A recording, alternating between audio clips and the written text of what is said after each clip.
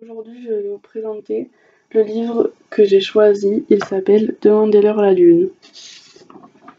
L'auteur s'appelle Isabelle Panzopoulos. Elle est née en banlieue parisienne en 1968.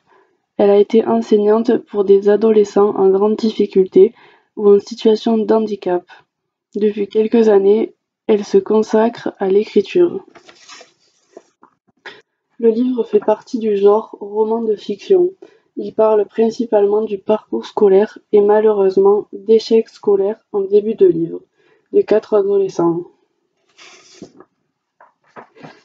J'ai choisi le mot regard qui est un mot qui est là dans le sens de différencier ces adolescents des autres, d'être si indifférente au regard des autres.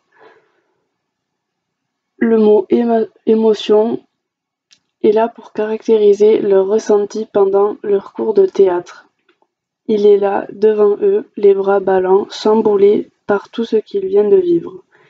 Le mot partage est là pour faire comprendre à ces 4 jeunes le besoin de partager avec les autres qui sont aussi dans la même situation qu'eux. Que chacun garde pour soi ce qui est à partager.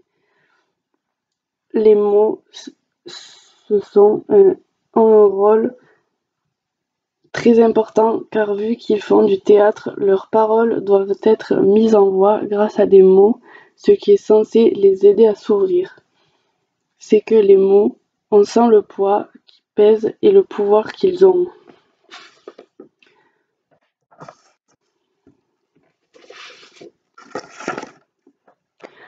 Ils parlent d'une voix fragile, à fleur de peau, une voix cassée, brisée par l'émotion. Il parle de ce temps d'avant, comme il avait vécu cette guerre qui est venue tout détruire, comme si c'était lui qui avait dû quitter son pays et fuir ce qu'il avait de plus cher. Farouk le regarde et l'écoute, les yeux écarquillés, prisonnier d'une douleur sans nom à laquelle il laisse libre cours et qu'il leur montre ici pour la première fois ces mots-là qui sont dans le dos de Bastien. Il les redit en silence et on dirait qu'il les lui souffle. Bastien ne le quitte plus des yeux.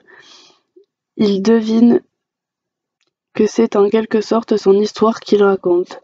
Alors, il la lui offre sans la connaître. Et quand il bute sur un mot, quand il hésite sur une phrase, c'est Sam qui prend le relais et qui fait la relance.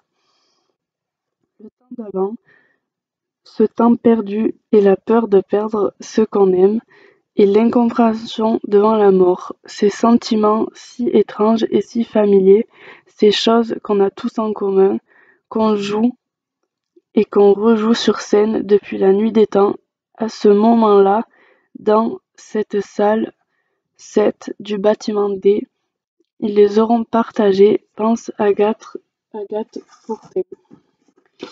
J'ai choisi ce passage car ça raconte en partie l'histoire de Farouk qui lui a quitté son pays car il y avait aussi la guerre.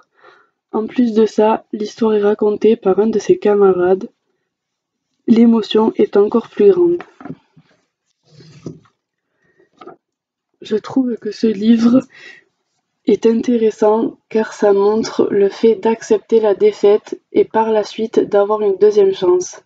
Ces 4 adolescents sont complètement différents mais ont réussi à trouver une entente avec l'aide de leur professeur Agathe Fortin et l'entraide avec les différents cours proposés. À la fin, on peut constater la réussite de tous, une deuxième comédienne, un a trouvé un travail, une autre a été deuxième au concours d'éloquence, et le dernier sait beaucoup mieux s'exprimer en français et a fait des progrès de communication avec les autres.